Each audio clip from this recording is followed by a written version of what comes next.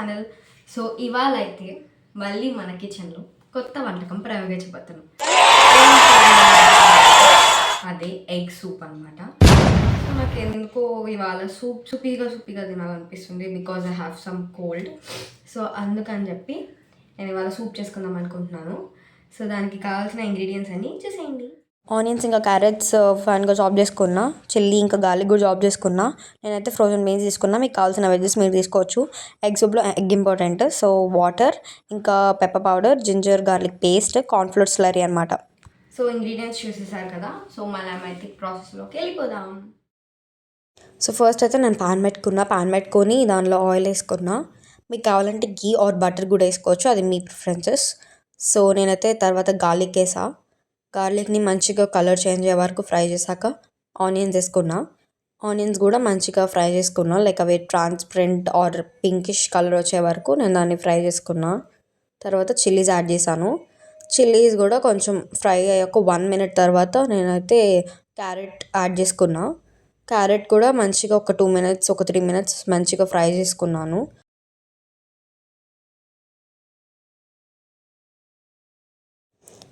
Next అయితే నేను beans add చేసుకొని మంచిగా ఒక 2 minutes వరకు ఫ్రై చేసుకున్నాను. చాలా డేస్ అని నేను కుక్ చేసుకొని, సో చాలా డేస్ తర్వాత ఇది మళ్ళీ కుక్ చేసుకోవడం. చూడడానికి చాలా యమ్మీగా ఉంది. నాకు చాలా ఇష్టం సూప్స్ అంటే.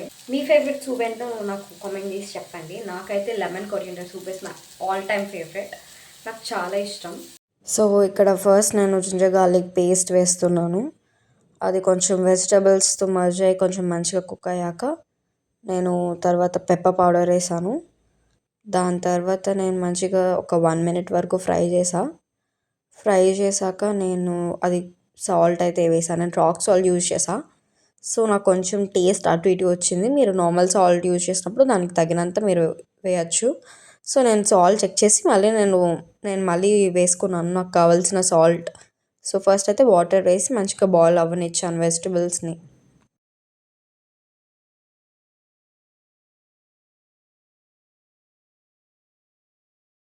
సో నెక్స్ట్ అయితే నేను బాయిల్ అయ్యే వరకు వెయిట్ చేశాక నేనైతే సాల్ట్ చెక్ చేశాను ఎలా ఉంది, సరిపోయిందా లేదా అని.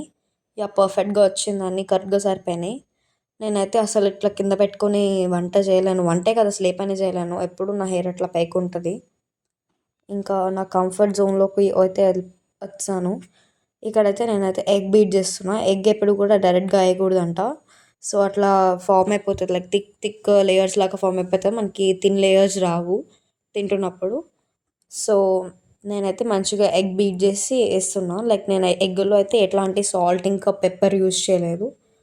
సో నేనైతే నార్మల్ ఎగ్ బీట్ చేసి వేస్తున్నాను.